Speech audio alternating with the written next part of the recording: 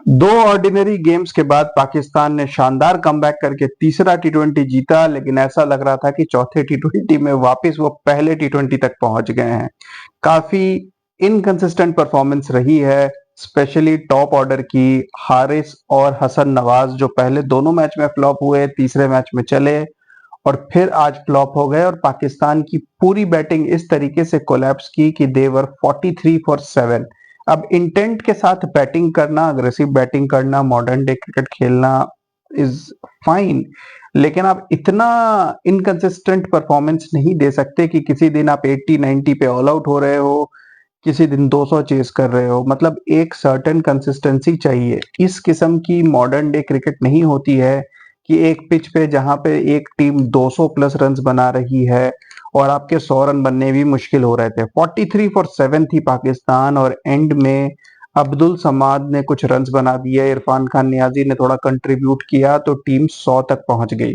लेकिन फिर भी ये एक बहुत बड़ा लॉस था। 100 प्लस रन से अगर आप टी20 मैच हारते हैं तो it's like a huge loss. अगर स्टार्टिंग से बात करूं तो शाहीन शाह अफरीदी ने फिर एक निहायती ऑर्डिनरी परफॉर्मेंस दी। 4 ओवर में 49 रन्स एंड नो विकेट्स। अगर मैं इनके पिछले 5 टी20 मैचेस के स्टैट्स आपको बताऊं तो पिछले 5 टी20 मैचेस में इनको इनको एवरेज 10 रन्स पर ओवर से पड़ा है, और 2 विकेट लिया है इन्होंने 5 टी20 मैचेस मिलाकर। अगर आप आज देखें तो आज इन्हें 12 रन पर ओवर से मार पड़ी है। तो शाहीन शाह अफरीदी अगर टीम के प्रीमियम बॉलर हैं और वो इस तरीके की बॉलिंग करेंगे तो मेरे ख्याल से अभी उनकी टीम में जगह नहीं बनती। हारिस राउफ ने बढ़िया बॉलिंग की, फिर से 4 ओवर में 27 रन देकर 3 विकेट लिए, लेकिन हारिस राउफ कहीं ना कहीं ऑस्ट्रेलिया, न्यूजीलैंड या जहां पर थोड़ी हेल्प हो वहां पर ठीक बॉलिंग करते हैं, लेकिन अगेन वो रिलायबल नहीं है एशियन कंडीशंस में। और क्योंकि अगला वर्ल्ड कप आपके इंडिया और श्रीलंका में होना है, तो हारिस राव उन कंडीशंस में तो बहुत ही ऑर्डिनरी बॉलिंग करते हैं। साथ साथ अगर मैं बात करूं अब्बास अफरीदी की, तो अब्बास अफरीदी ने आज थोड़े रन्स लीक किए, लेकिन प्रॉब्लम सबसे बड़ी यह है कि शाहीन शाह अफरीदी की बॉलिंग बहुत ऑर्डिनरी हो गई है। साथ साथ स्पिनर्स अबरार और शादाब खान, ये दोनों भी बहुत रन्स लीक कर रहे हैं। आज पहले तो अबरार के 2 ओवर्स में 35 रन पड़ गए थे, हालांकि उन्होंने बाद में कमबैक किया, 2 विकेट लिए और आखिरी के 2 ओवर्स अच्छे डाले। लेकिन अगेन शादाब खान की बहुत ही ऑर्डिनरी परफॉर्मेंस, 4 ओवर में 49 रन। शादाब खान क्यों टीम में वापस आए हैं कुछ समझ नहीं आ रहा, क्योंकि उनकी बॉलिंग में 0% इंप्रूवमेंट है। बहुत ही पथेटिक बॉलिंग कर रहे हैं वो।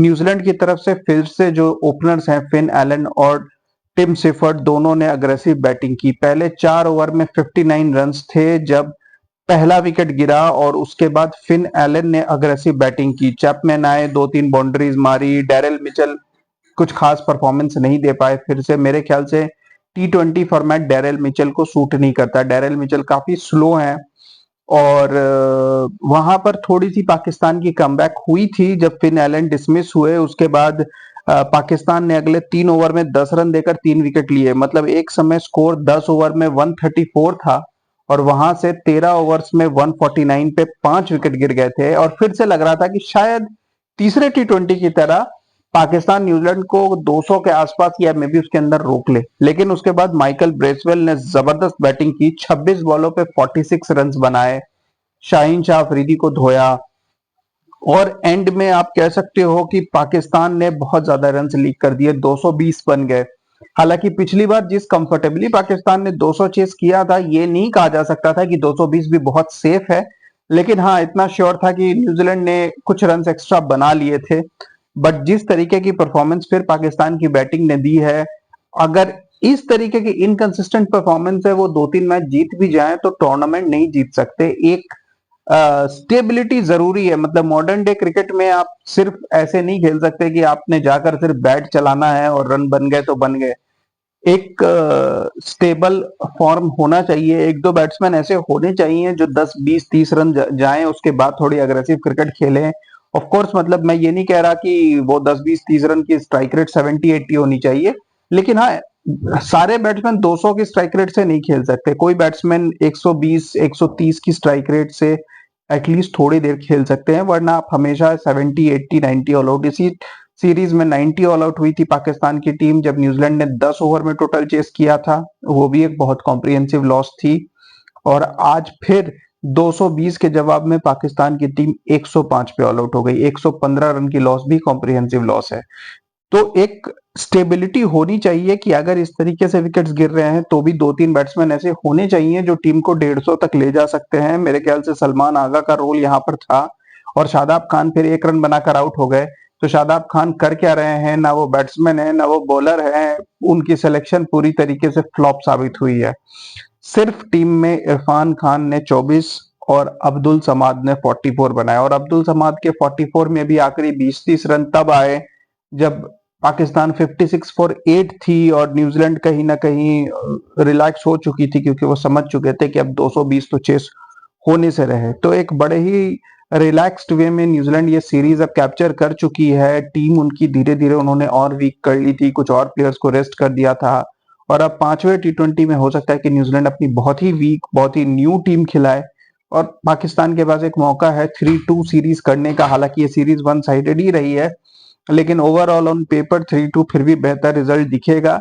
लेकिन पाकिस्तान के जो ये यंग क्रिकेटर्स हैं उनको ये समझना होगा कि मॉडर्न डे क्रिकेट के नाम पर वो 80, 90, 100 रन पे ऑल आउट होते रहेंगे।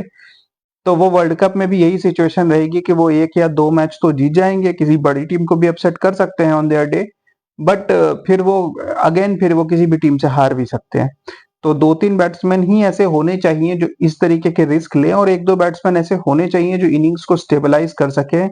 140, 150 की स्ट्राइक रेट भी कोई बुरी नहीं है, जरूरी नहीं है कि हर बैट्समैन को 200-250 की स्ट्राइक रेट से खेलना पड़े। तो ये एक बड़ी लॉस है, एंड अगेन इस तरीके की लॉसेस अगर 1-2 और आएंगी तो फिर डिमांड शुरू हो जाएगी कि पुराने प्लेयर्स को ही वापस लाओ। तो न्यू प्लेयर्स को थोड़ा सा यहाँ पे माइंडसेट रखना होगा, और शाहीन शाह अफरीदी फिलहाल मेरे ख्याल से इंटरनेशनल क्रिकेट के लायक नहीं है, तो उन्हें रेस्ट कराना चाहिए या ड्रॉप करना चाहिए। कैप्टन बनने की जो सवाल शाहिद अफरीदी उठा रहे हैं उसका तो सवाल ही नहीं उठता। Keep watching guys, thank you.